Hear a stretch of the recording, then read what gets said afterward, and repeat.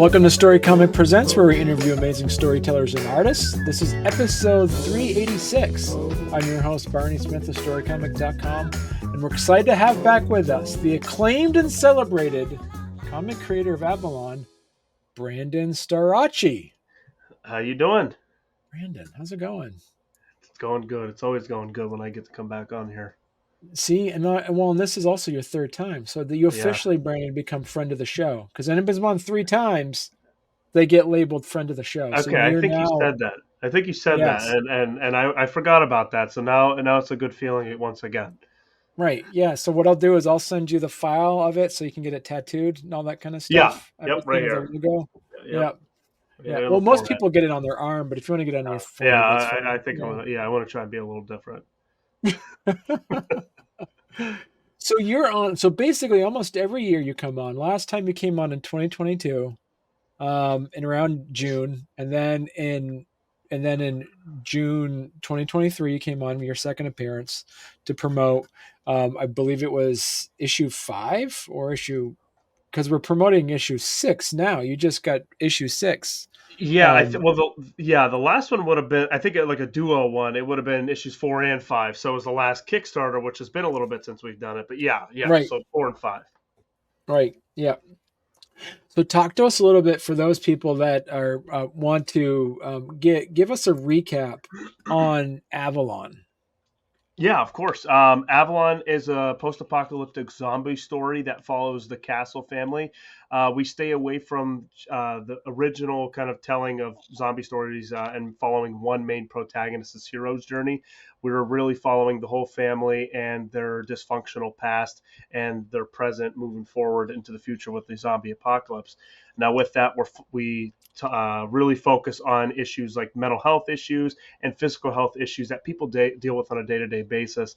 A lot of people take medications. A lot of people deal with different things in their lives. So we really interweave that within the story a lot more, I think, than other projects in the past. So that's just going to be like the story moving forward with these characters. We have a lot of issues that we kind of arise with them, and it's kind of told as well with the story moving forward. Well, because we talked about it last time you were on too, is like, do you see this primarily as an advocacy piece on the importance of mental health, and you just happen to have it as a post-apocalyptic zombie story in the background, or is this primarily, as you say, like a zombie story that has a spin on it to add in some mental health advocacy pieces?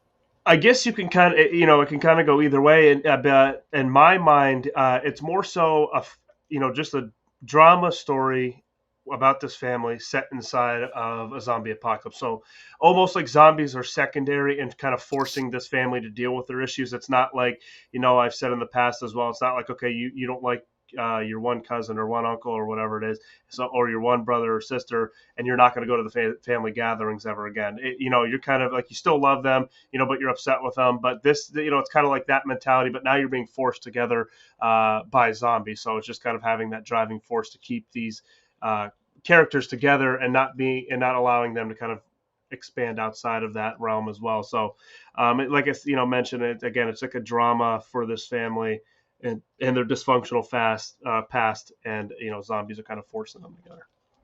So yeah, so the family members, I'm really curious about this. As you're scripting it out, you already have it written out, right? How many issues is this going to be again? Well, it's gonna be ongoing. We're just about finishing up season 2, and we're gonna be moving on to 3, hopefully by the end of the year. We have good bullet points of how we see the seasons for the foreseeable future, but it's really just kind of breaking it down, getting the dialogue, getting the panel layouts, getting the specific issues, kind of like what's the plot for the issue and like the rising action and kind of all that other stuff that goes into it. But it's going to be ongoing until we run out of ideas. And so obviously you're not alone on this. Who else is part of your team that's putting these comics together? Yeah. So for the first full season, it was Alan and I. We wrote a lot of it. We had a couple, editor helper along the way. Callie Oberlander helped with issues 4 and 5 editing wise. And Bill Dalton is a new writer that is really kind of taken a bigger role in the season 2 element of the writing.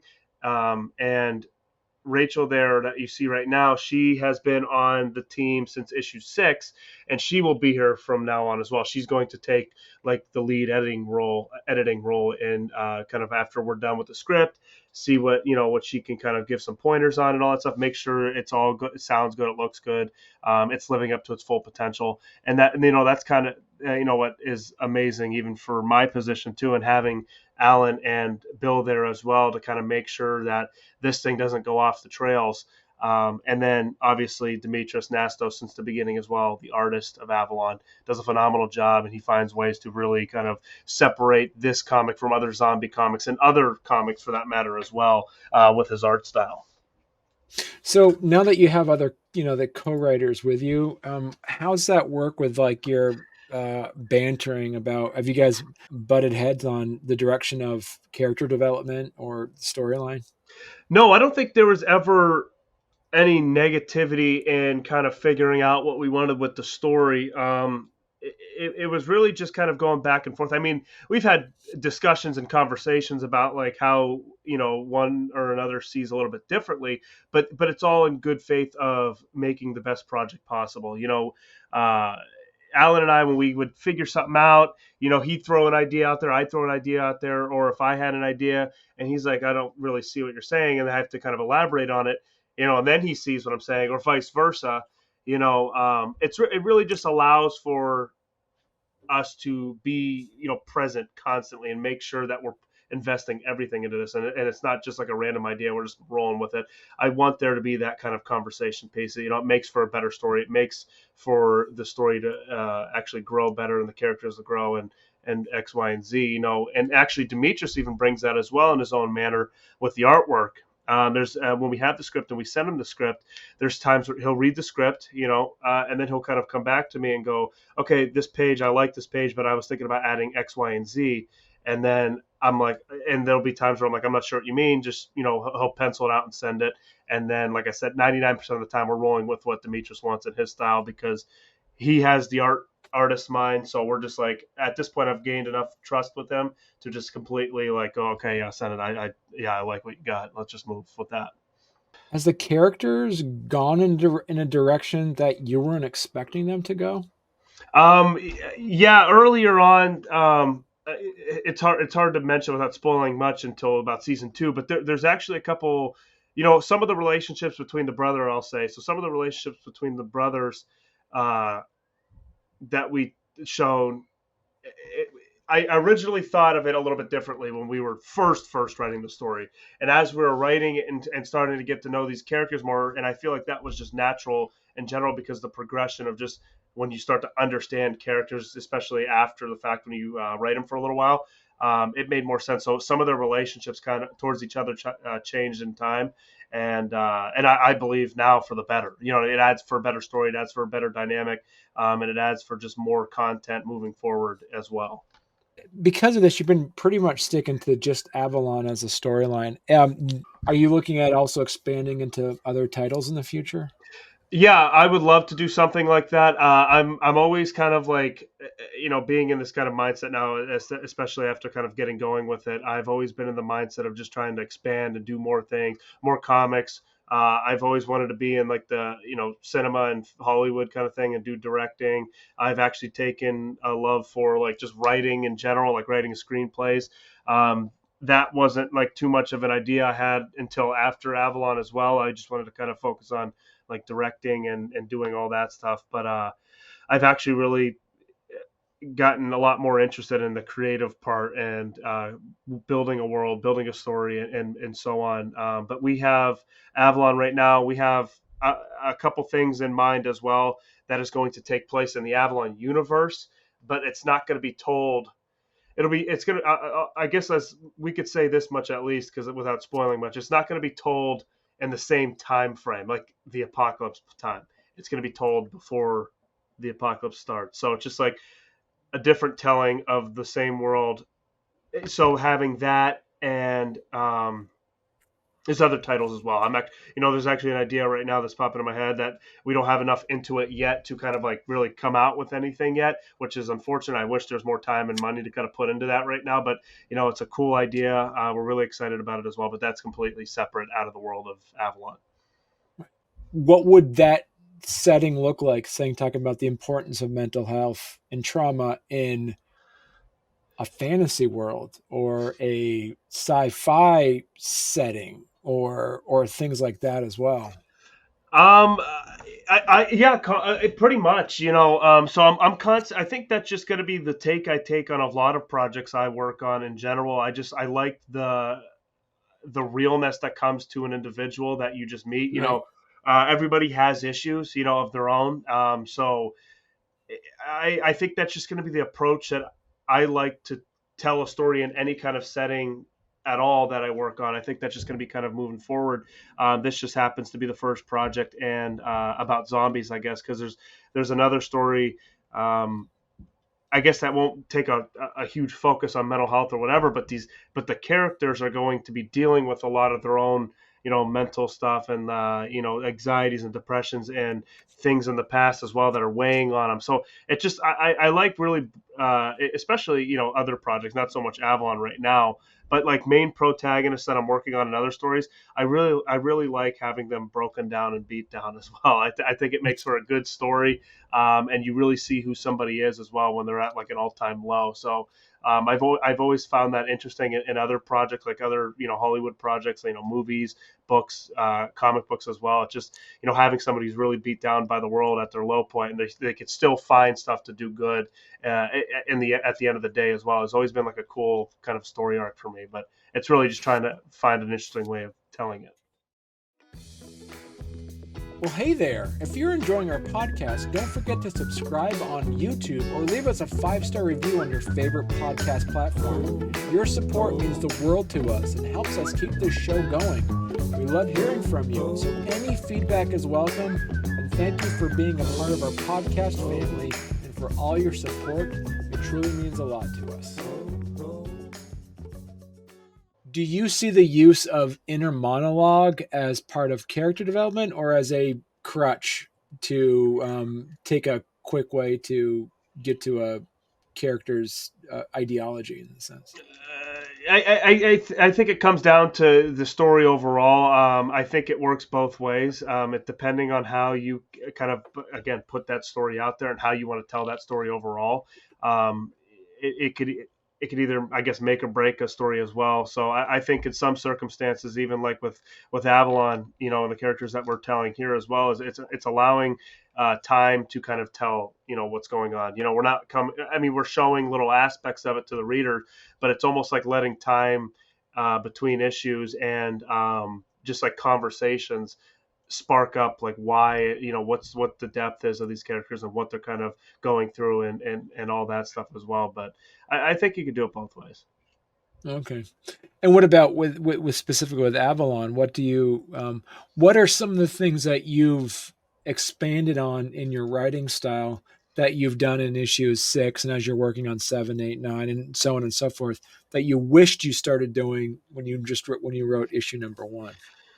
Really having a lot of patience with it and not really working myself up and trying forcing these issues out, writing wise and production wise as well. It's it's really been something that it's just like I mean, we got what we have. We're an independent comic creator, so naturally we're not going to come out as often as other things as well. Um, but just really being patient with the story, being patient with the characters. Now that I understand the characters a lot more, by into season 2 here, I feel like that goes a long way as well. Just kind of their own mentality and how they're handling every given situation in front of them. Um, but I guess really just being patient with the story and articulate with the story as well. But because I'm a big fan of Easter eggs and almost foreshadowing as well. So there are some of those deals in the first 6 issues. I just wish there was more, if that makes sense. Um, so we have a lot of that in mind for season 2 for more seasons to come as well as a lot of symbolism, a lot of foreshadowing, a lot of Easter eggs as well. So there's a phrase where there's originally they said there's two types of writers. There's plotters and pantsers. Have you heard this before? A while ago, but I can't remember what the second one. I know the So plotters, but yeah, plotters is like they plot everything out, have an outline, everything, and then pantsers are people that just go off the seat of their pants and just start writing and seeing what happens.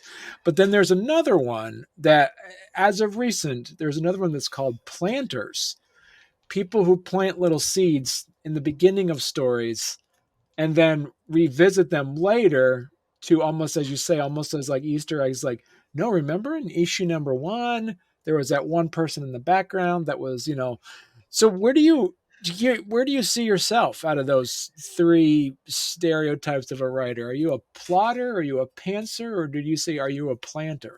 I honestly, knowing the third one now, I think I'm more of a planter now. Kind of hearing the definition of it, I'm a big fan of kind of throwing things in there and revisiting things as well in the future. Because I mean that's real. I guess that goes almost with the plotting as well. There are a lot of different things that we added, even issue one alone. But obviously the 6 issues here that are going to be revisited in the future, and that was part of the storytelling idea as well as we're not going to give you everything up front. These characters' backstories are too complex to kind of just show all up front. We want to utilize the complexity between all these characters and let that kind of tell over issues to come. We don't want it to all be kind of just rushed out and forced out in 6 issues because then what's there to kind of tell at that point? There's a lot of backstory with every individual one of the characters that you've seen on in the comic already. So extensive backgrounds as well that are very relevant to what we're telling. They're relevant to each other and they're relevant for the reader to know as well. So it's exciting to kind of break those walls down as we're writing down the issues as well. Also, as the action of trying to survive as well. So it just really allows us to kind of stretch things out and not give you all of it and just kind of tease some deals, issues, and kind of slowly release information about them. Is there any characters that you write that you actually like, you would really enjoy writing for? And are there other ones that you kind of struggle with trying to get their voice in? So Andy and Mason have been very interesting. Andy probably more so, but Andy and Mason have been very cool characters to kind of write, and because they're very complex. And we show a little bit here and there, but overall, again, there's a lot of depth to each one of those characters, and actually, as time goes on as well, there's going to be more depth with other characters that we've already shown, like I mentioned. But those two are very fun to write because we know what's coming in the future, and it's very exciting to kind of tell their stories and unfold them as people. I mean, and really haven't struggled with some, not so much as of lately. In the beginning when we're trying to figure this out, Ty was a character where I was like, okay, I don't know what I see from him yet. Like I thought I did, but I didn't. And then we figured it out, and as soon as we figured it out, it just felt right. So we're very excited to kind of get that story out there with Ty and his kind of mentality with his, again with his the relationships with his brothers and then the world and kind of how he takes it all in and all that. If people listen to this episode, you know, later on to make it evergreen, what was, if people want to go out and purchase issues 1 through 6, where's the best place they could go to pick up an issue? Yeah, we suggest everybody go to the Kickstarter to help us out. We have a PDF catch up that's fairly cheap, $25 for all 6 issues. We have a physical catch up tier. I have to double check, but I don't know how many are left. We only offered a little bit of the physical catch up tiers. That was $40 for 6 issues. We have a bunch to offer on our Kickstarters. Obviously, when the Kickstarter is completed, so, excuse me, we have our own website, which is what you were showing as well, avaloncomic.com. We have all of our stuff on there, all of their physical issues, PDF issues as well. We offer some posters, and our website we try to update as much as possible as well with our events. With other deals as well, kind of giving you some descriptions of the art like you're seeing there. And we're always listening to suggestions with our sorry.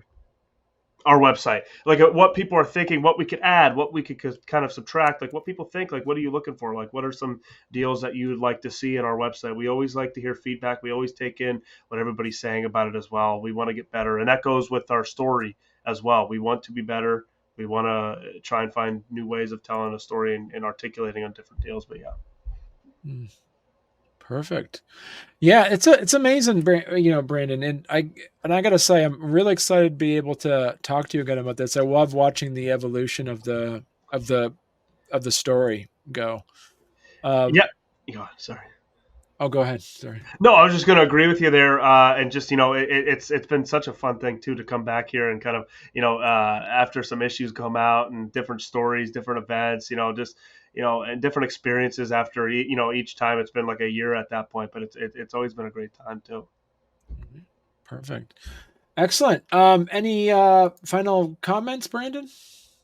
No, that's it. Just like I said, other than the Kickstarter right now, we're live until I believe October 6th, which is a Sunday. Okay. We're live until then. We fully funded, so that means everybody's going to be getting their stuff when it's completed. So go back there. Let's hit our stretch goals and start getting some free stuff now. Thank you so much, Brandon, and come back on when you got issue 7 coming out. Then, Yep, huh? yep. Another year, hope by then. I mean, hopefully we get out sooner than that. But yeah, we'll see Yeah. in a year's time, huh? All right. Perfect. Thank you so much.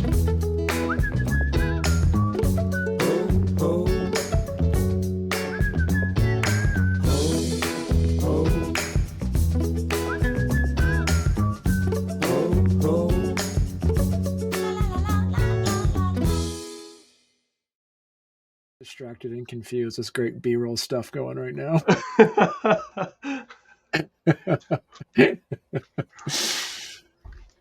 No, yeah, you're on about last year then, I think, right? I don't remember now. As I think about it, I can't remember the exact time frame. I feel like it had to have been a little bit longer than that, right? I don't Or am I know. I wrong? don't know. Let me check. I gotta check my YouTube when I was last time you were on. I thought you were on. Um, Yeah, 2 years ago and then yeah, 1 year ago. I don't know the exact date. because I think this is your third time. June 3rd, 2023. So a little over a year. All right. See, okay, a little over a year. All right, it's not bad. All right. So you're on Starocci. All right, June 3rd, 2023. Yep. And then July 15th, 2022. So at once a year then, Brandon. Huh? About so, huh? Yeah, see? There we go.